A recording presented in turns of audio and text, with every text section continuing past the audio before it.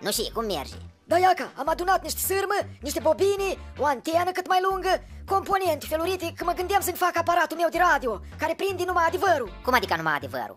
Apo, când cineva zice minciuni, să nu se audă nică, ori numai un fâșăit așa. Dacă îmi zice adevărul, să se audă clar. Aha, apă sună cam arhaic așa, ca pe vremuri, când oamenii se bazau pe magie, pe spiritism, dar și te-au apucat. Da, pă, m-am cam săturat, băi. Nu mai înțeleg cine zice adevărul, dar cine amăjește. Unii zic că e așa, alții că nu e așa. De unde să înțeleg eu care e situația și pe cine să cred? Apă da, uneori e complicat. Oamenii în general cred în și le convine lor să creadă, dar alții nici măcar n-au o părere a lor. Așteaptă să le spună vreo autoritate cum stau treburile, sau ce trebuie să facă sau să nu facă. Dar mulți cad în hipnoza propagandei, ca într-o mlaștină așa cleioasă, mai ales în vremuri grele, când instinctele încep să iasă mai tare la suprafață. Frica, panica, dar autoritatea care știe să bage frica în oameni, dar pe deasupra le poate indica un dușman exterior, poate controla mai bine masele și le poate manipula mai ușor. Stai, băi, că nu prea înțeleg și vrei să zici. Ei, nu înțelegi. Dar lasă, hai mai bine să te întreb eu ceva. Tu ai vrea ca oamenii să te respecte, dar ai vrea să te respecte de frică? Sau să te respecte pentru calitățile tale umane, ori profesionale, pentru faptul că îi ajuți, că îi înțelegi și așa mai departe, a?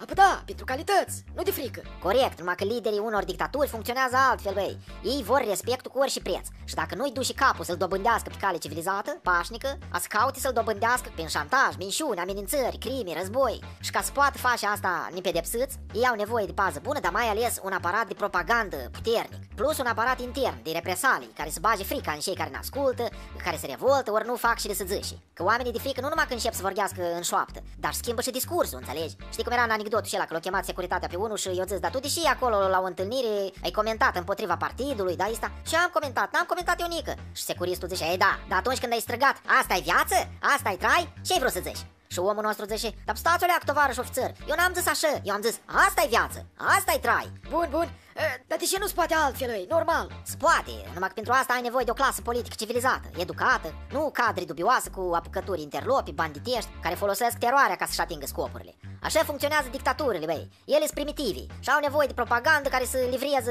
minciuni gogonate, că trebuie să inventeze un dușman exterior, o cauză, un scop măreț, ceva care să constrângă masele să se încoloneze, să îndeplinească ordinele aparatului de conducere și să creadă că așa e corect. Mă rog, de frică mulți se prefac că ei cred că așa e corect, ei? Dar asta e altă treabă. Bun, eu înțeleg asta, numai că știi vorba lui Vitea. El zice că toți fac propagandă și că antipropaganda tot e propagandă. Și cum nu o dai, trăim între propagandă și dezinformare. Ei, Vitea generalizează, că e ușor să spui că tăță să o apă și un pământ, că tăță să răi, că tăță să spun minciuni. Ai zis asta, ai dat din mână și ai scăpat de o grijă. Dar asta, cum să zic, asta e o formă de ignoranță confortabilă, ca să nu-i spun lașitate, care nu numai că nu rezolvă nică, dar le dă apă la moară la tăți care așa își justifică fără de legile. Bun, și apoi cum să-mi dau eu seama cine zice adevărul și cine amăjește? Cum? Cu răbdare. Pe de-o parte trebuie să urmărești informații din surse diferite, de la toate părțile implicate într-un conflict, de exemplu. Să vezi și zic diferiți experți din tabere diferite, să nu rămâi fixat așa numai pe o sursă. Plus că și sursele trebuie verificate, la câți algoritmi și roboți produc azi știri false, dar mai ales nu uita că propaganda are un efect ca de hipnoză, dacă o asculți prea mult. Că dacă îi să le zicem lucrurilor pe nume, propaganda e ca o fabrică de ură, de produs frică, dușmănie, teroare, fabrică de justificat și de pornit războaie, de exemplu. De asta e important să păstrezi un spirit critic și autocritic, să nu lași panica și paranoia să te cuprindă.